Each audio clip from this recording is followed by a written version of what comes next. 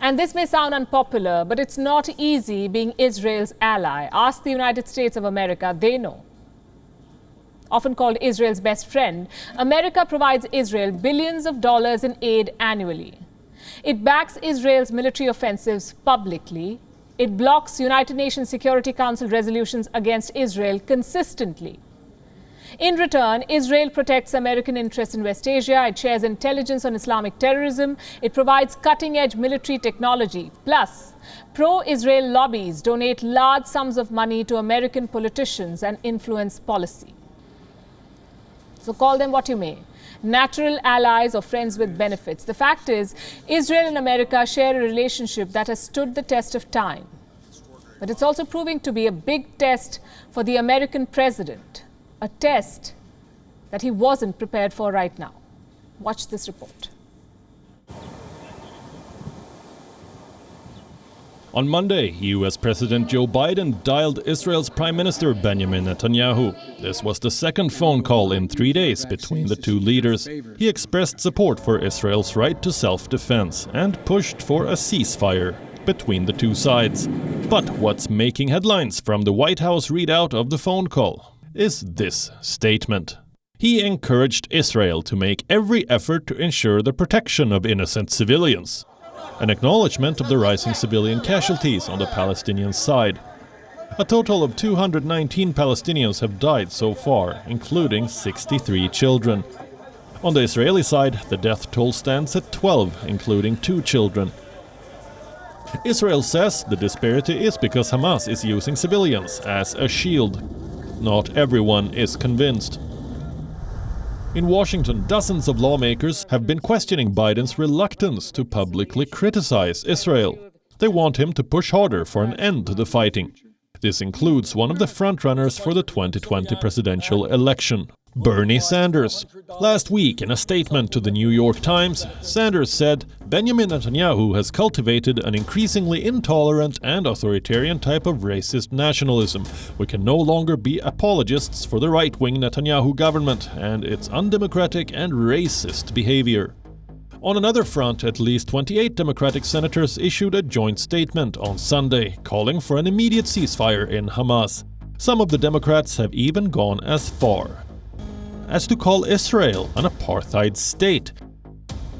Link the Palestinian issue to those of Black Americans, and question why America is still selling weapons to Israel. On Tuesday, the Biden administration approved a potential $735 million weapon sale to Israel. On the same day, it also blocked a UN statement on Israel calling for a ceasefire.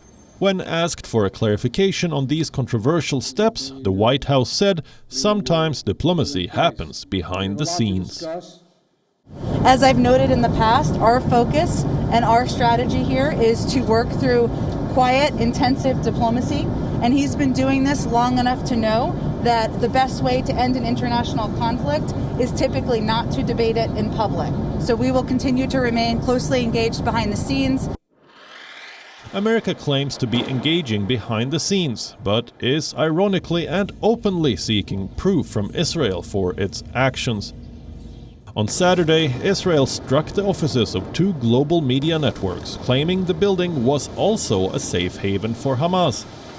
The US State Department sought evidence for Israel's actions and then publicly said this when Israel failed to provide any proof.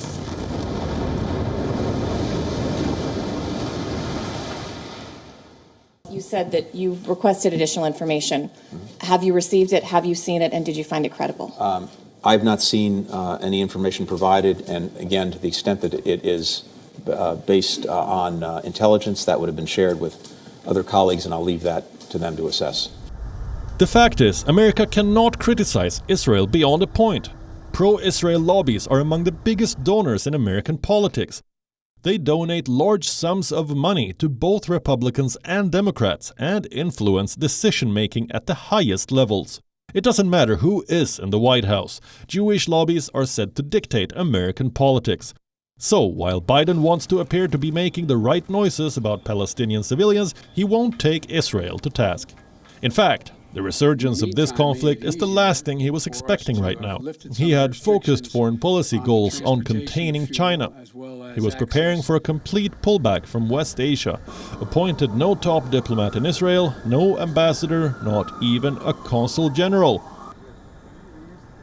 Now Washington is being forced to get more involved. It claims to be resolving the conflict behind the scenes, but in public view, it's far from even managing it. Bureau Report, WION, World is One. WION is now available in your country. Download the app now and get all the news on the move.